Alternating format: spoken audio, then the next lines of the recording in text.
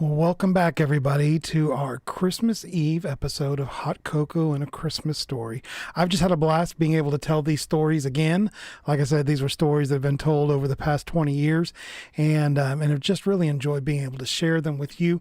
We have one story left, and this is probably the granddaddy of all stories. All right, no pun intended. You'll get that later, I suppose.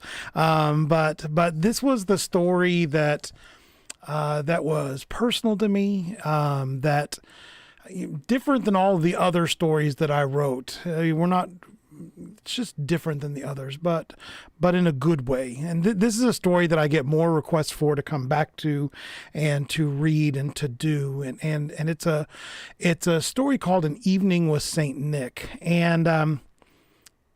And it was a story that was written to give honor to my grandfather. So my grandfather was a pastor, and he passed away when I was late elementary school, early middle school, fifth, sixth grade, something like that. So it's been a while since he passed away, and we were always traveling in the military, but I had a few short years. He came and preached at our church in Guam for a while, and really got to spend some time with him. I remember flying a humongous kite. It probably isn't as big as I thought it was, but a humongous kite that I couldn't hold without it pulling me across the sands, and he would have to hold me there. And he was the guy that let us do the things that we weren't supposed to do. And as I got older and wanted to learn more about him and read more things about him, the more I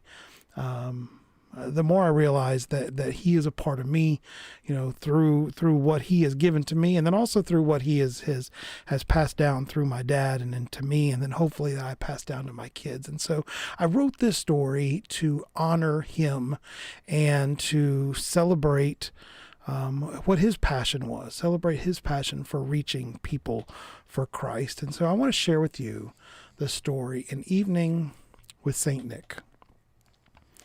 Cleaning's often a very tedious task for me.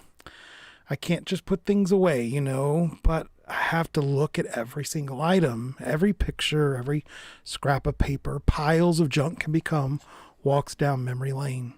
Cleaning out a storage shed or an old junk closet can send you back even farther.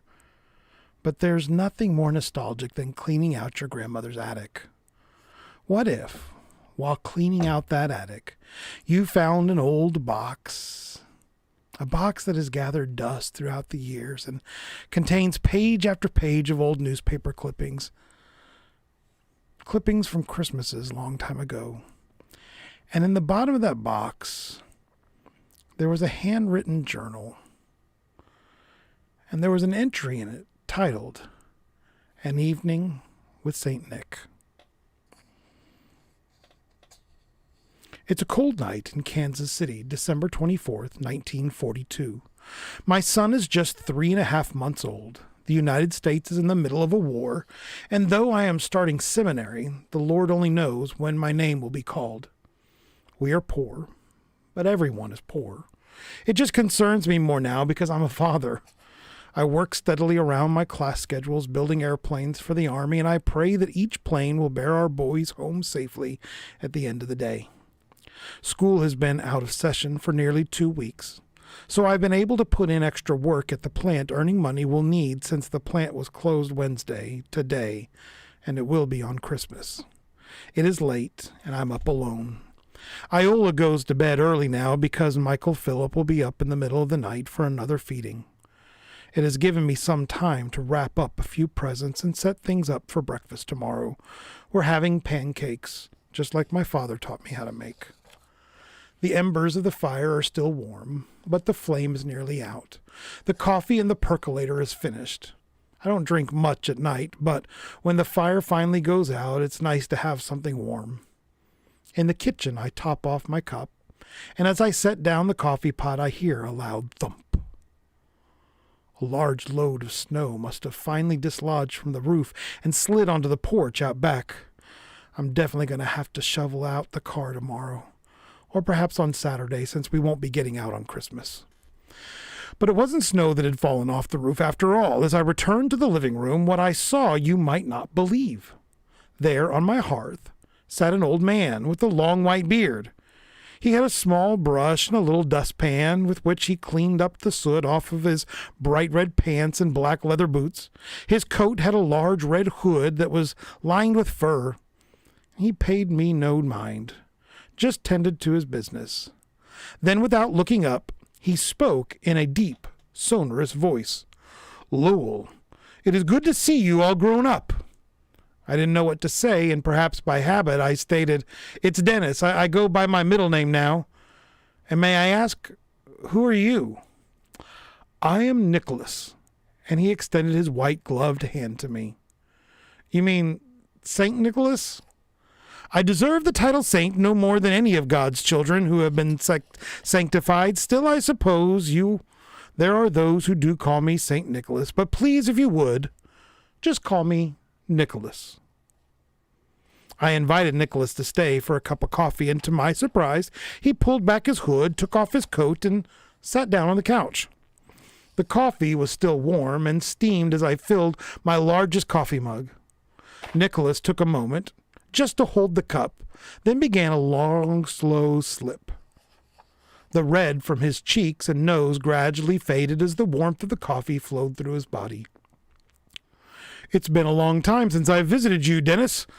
Growing older had caused my need for Nicholas to visit to become less. I was somewhere between 10 and 12 when I realized that I was going to be just fine and Nicholas would be better served helping those who were younger and truly in need.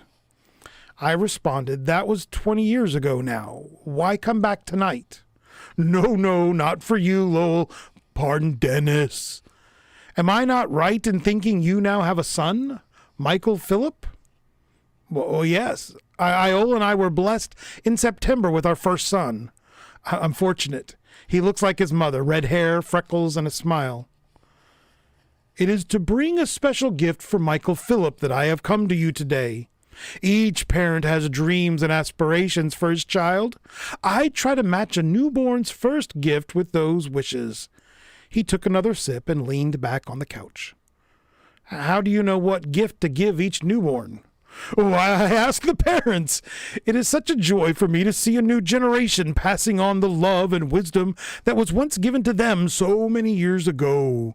He finished his coffee with one large drink and placed it on the coffee table. And leaning forward, "So, what are your hopes for little Michael? A baseball player? I have a bag full of balls. Perhaps you want him to be a scholar. I have brought some great books. Tell me your dreams." What Nicholas was asking took me by surprise. Had my parents dreamed that I would be a preacher? Certainly not. Would my wish today forever put Michael on a path totally apart from his choosing? "Nicholas, you cannot expect me to make such a decision in one evening. There are too many things to consider, too many pitfalls." "Dennis, do not worry. You're not etching in stone your child's future. I ask only that you think about your part in the rearing of Michael. I visit too many children whose parents have neglected their duty to teach them the difference between right and wrong. I see kids who are mean and kids who are spoiled. I see kids who are rebellious and those who are faithless. I want to encourage you to not wait until it's too late to raise little Michael Philip as he ought to be raised. I've always dreamed for Michael, but I do not think that's necessarily what you're asking about." "Why not just tell me? I've heard more varied dreams than you could imagine. Perhaps your thoughts are not so far off as you might think."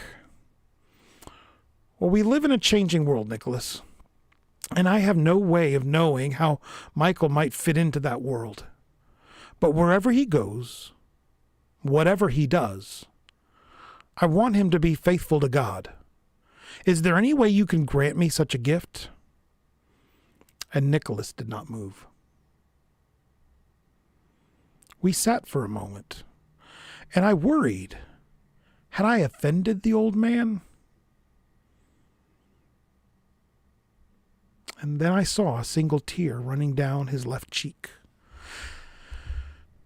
The cheek that had been chapped and dried from the cold. "Dennis, that is the only gift I ever wanted to give." He wiped his face clean with an ornate handkerchief, then looked straight at me. "Dennis, do you know why I started doing what I do?"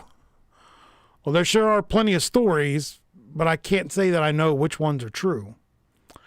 "I was a wealthy man. I had everything that I could possibly gather to myself. I had a large mansion, and I ate the best foods. I felt like I owned the world. But one day the bishop from the local parish came to the house. It was bitterly cold, and the snow came up to his knees. I ushered him into the house and placed him by my fire to warm him up. But before I even settled down, he asked me, 'Child, are you happy?' Nicholas's voice began to waver as he produced the kerchief once more time to dab his eyes.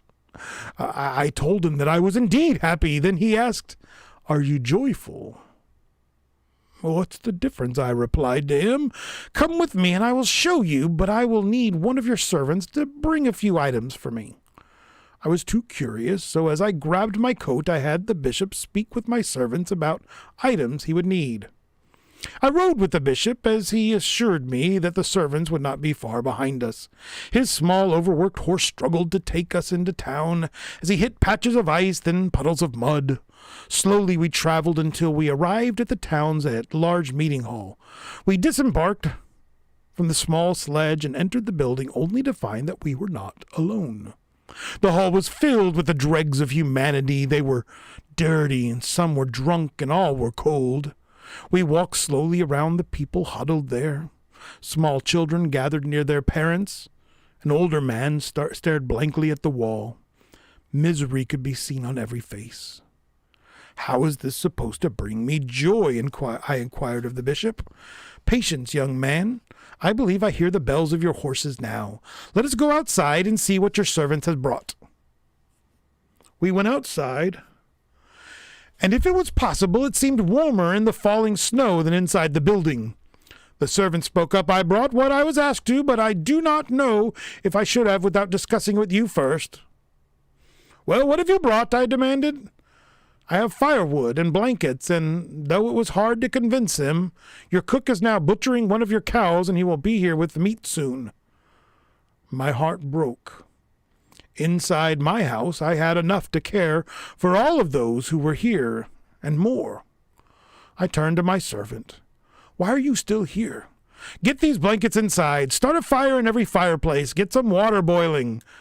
As I re-entered the hall, I had noticed a change. I saw hope on the faces of the people. I saw peace sweeping through families. Most of all, I saw people filled with joy. Nicholas's face beamed as he recounted these events from his past. I motioned to rise, but Nicholas continued his story. "The bishop made his way over to me after the meat had arrived and was cooking on spits and boiling in stew over every fireplace. You've given so much to these people, and they have been filled with joy. What may I give you?" The bishop was sincere, but I thought naive. "There's nothing you can give me that I do not already have." "You mean there's no gift, no matter how great, that you do not already possess?" "Yes, or that I could possess it if I chose to." What the bishop would say next would change my life. "All your wealth and prizes have not brought you joy. But today you have seen joy enter this very building. When the fire is out and the food is gone, many here will be hungry and cold again. But there is a joy that does not fail. Today is the day we celebrate the birth of Jesus. And when he was born, these words were proclaimed about him. 'Do not be afraid, for behold, I bring you good tidings of great joy, which will be to all people. For there is born to you this day in the city of David a Savior who is Christ the Lord. Glory to God in the highest, and on earth peace, goodwill to men.'" Dennis, it was that Christmas day that I learned where real joy comes from. It was from lessons given by that bishop that I have realized fulfillment and faithfulness to God was the most precious thing a person could have. You can imagine, I'm not the first St. Nicholas, but once every couple 100 years a mantle gets passed on. It was when I determined to continue to give gifts and spread joy in the hopes that there might be one more person who would come to know the truth about where real joy comes from that Well, I was given an ever greater chance to share my gifts and spread joy. I sat mesmerized by Nicholas's story. I did not want this evening to end, but an end must come to all good things. Nicholas rose, grabbed his coat, and began to put it on. Do you know, Dennis, that you and I are not too different? No? How so? Both of us want to spread the message of the gospel. You just are blessed to have the opportunity to do it every week. I am proud of you, Lowell. And as he said the last, he winked at me. He grabbed his large sack and he headed toward the hearth. He suddenly stopped as if he had forgotten something and simply turned his head and looked at me. Have you ever wondered why there are so many angels and stars used to decorate during Christmas time? I shook my head no. They are something I began using years ago. You see, in the Nativity story, it was the angels and the star that pointed people to where Christ was. I suppose I, in a small way, had hoped that they would continue to point people in the same direction, even today. If you want Michael to be faithful, you be that star and point him to the Christ. And with that statement, he quickly reached into his bag and produced a simple wooden star and handed it to me. I looked at the star. On it was a small tag that read to Michael Philip Barnes. I turned it over, and on the back it was signed Nicholas. I looked up to wish Nicholas a good night, but when I did, he was gone. I was standing alone, in the dark, holding a star, and was full of joy. The postlude of the story, Lowell Dennis Barnes, lived 40 more years as a shining star for Iola, his wife, Michael, his son, and the daughter he named Carol, maybe like a Christmas carol. Jennifer, Peter, Amy, myself, Philip, Matthew and David, his grandchildren, and countless people he served in churches and as a hospital chaplain. He was actually laid to rest on Christmas Eve as carolers around the world sang joy to the world. Loved ones traveled far to be with families, and countless children gathered near their Christmas trees under the star to await their evening with St. Nick. God bless you all, and I hope you all have a wonderful Christmas. And I hope above all else, my mom was reminding me even just today, make sure you remind people that Christmas is about Jesus. That star, those angels, that evergreen, everything we do to point people to Jesus. And my prayer is that you have been pointed to Jesus through the stories that we've told, and the sermons we've done, the songs that we've sung. Merry Christmas to y'all. Merry Christmas. Joy to the world. The Lord has come.